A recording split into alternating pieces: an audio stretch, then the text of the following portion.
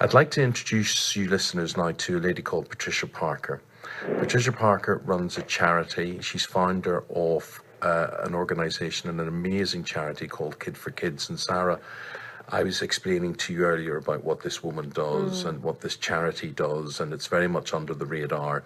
She needs more attention for what she's doing, and she often talks to me about the situation and how. And all I ever hear from you, Patricia, is how it gets worse. It's getting worse, it's getting worse, Eamonn, it's absolutely heartbreaking. But look, may I first of all say, because I can't miss up on this wonderful opportunity of speaking to you at long last, everybody, Eamonn is a patron of Kids for Kids, and he's already told you how out of the news Darfur is.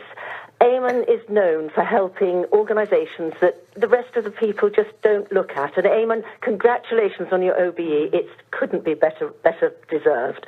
So delighted at that. Able to say it to you in person at long last. Thank you very much indeed.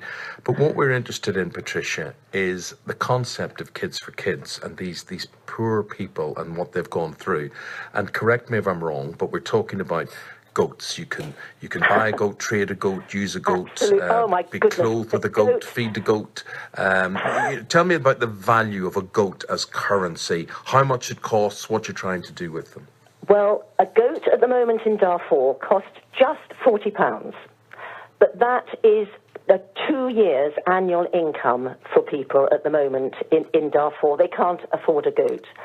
What is tragedy at the moment, and I can't thank you enough for reminding people about Darfur, is that there is famine in Darfur. People are starving. The harvest has failed. Famine Disaster Relief put out a warning in October asking countries, organisations to respond. I haven't heard of one responding. If you have a little goat and nothing is growing... Patricia, why? And I mean, I know how you're involved. I know what you have to see there. Yeah. Why is there that international or formal lack of interest? Are we cynical enough to say there's no money in it, there's no oil, there's no gold, there's no... Yeah? Yes, I'm afraid so. We pour a lot of money into countries like India. We have a huge amount of commerce with India. I'm not saying India doesn't need help. Of course it does. But actually, I transformed my life. It's actually coming up to 17 years ago now, because I have never seen anywhere children who live in such appalling, disastrous deprivation. It's beyond poverty. And frankly, one can do something very simply. Providing a hand pump. Children don't have to walk for 20 miles across the desert for a drop of water. I mean, you're literally talking about milk. You're talking to go to a tap, to go to a well. Yeah. 20. To a hand pump. You don't have a tap. You have a hand pump, and then you've got to carry a jerry can across the desert to back home for your younger siblings. I started this because of seeing one little 9-year-old, and frankly, I couldn't believe. I have 2 sons. I know how much you love your children, Eamonn. To see children living like that, you know, it's heartbreaking. And what's amazing over the 17 years, and this is what has kept me going, is that despite all the atrocities that you've talked about, all the problems with Darfur, somehow I've managed to keep adopting different villages every year, transforming children's lives absolutely long-term. I don't actually believe in emergency aid, except for this year, where we desperately need it. But actually, if you can provide sustainable help people to help themselves, that's what we should be doing. Frankly, that stops people becoming refugees. Yeah. Sarah, we're talking about aid. We're talking about aid here at the moment, when aid has got a bad name. Yes. And this is the danger, I think, for people like Patricia and what she's doing.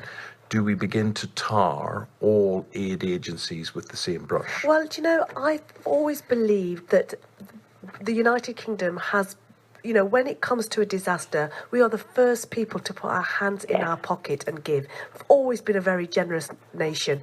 But I have to say, what really disturbs me is that now I hear people say, well, you know, I think charity begins at home. Charity begins at home. And I just think that is a really dangerous way to start thinking what I would about the say rest is, of the world. I think people may instinctively think that, but I think if you see what Patricia sees, you Exactly. just see it once. Exactly. I would defy it would bring a tear to a stone. Absolutely, So and we mustn't come hardened to these atrocities that are going on. And Patricia, one thing I would say is, why don't we hear about Darfur anymore? I know you mentioned the oil and stuff, but we did hear about Ethiopia and all those countries. What's happened? Again, I'm pretty cynical about it. Not only have countries turned to look at terrible disasters like Syria, but actually it's so hard to work in Darfur that the aid agencies don't want to make the effort. No, I mean, that's a really critical thing to say. But they're not there now. When you say it's so hard to work there, you mean because of the terror? Is that what you mean? No.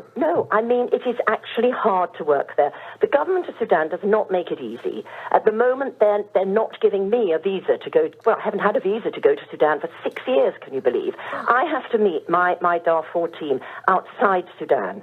It's absolutely... What is the problem with you? Have you been a pain in the backside to them, or, I mean...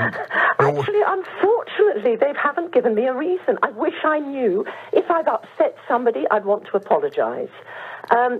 All I want to do is to go and help yet more children. Yeah. The tragedy is there are only about 8 agencies there at the moment, and of course there are still so many people in the camps that nobody is looking at the villages.